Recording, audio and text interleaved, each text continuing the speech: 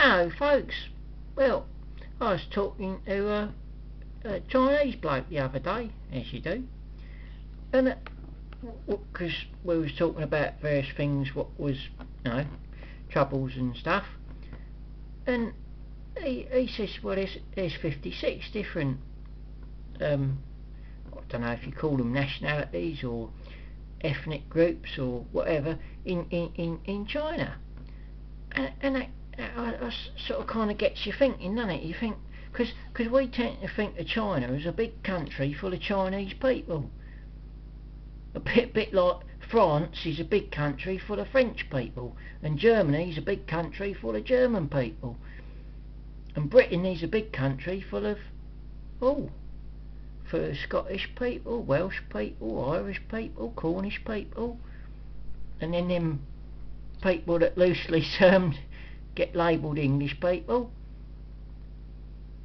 And you think, well, actually, because if you don't understand, it's like India, isn't it?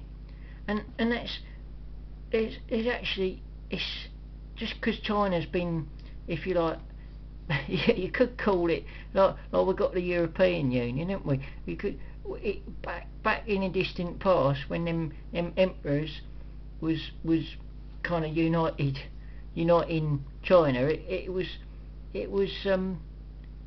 sort of a, if you like, a Chinese union, wasn't it, really?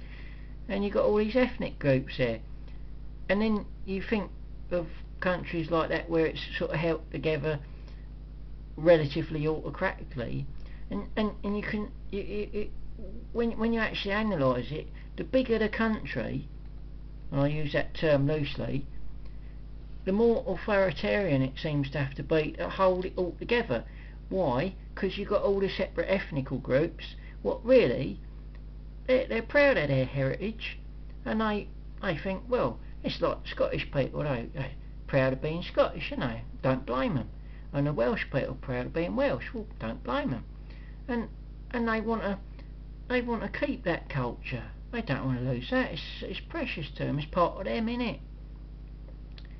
And so you can understand how these countries that we think of as countries aren't really countries. They're more like things like the United Kingdom or European Union, where they're held together by big bureaucracies and people with big sticks.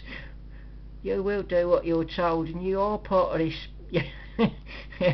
And you think of big countries like Russia. I mean, that's up until recently, and probably still is really, more sort of a big centralised, to an extent controlled, in the past at least anyway, by authoritarian kind of what you more term dictatorship, isn't it?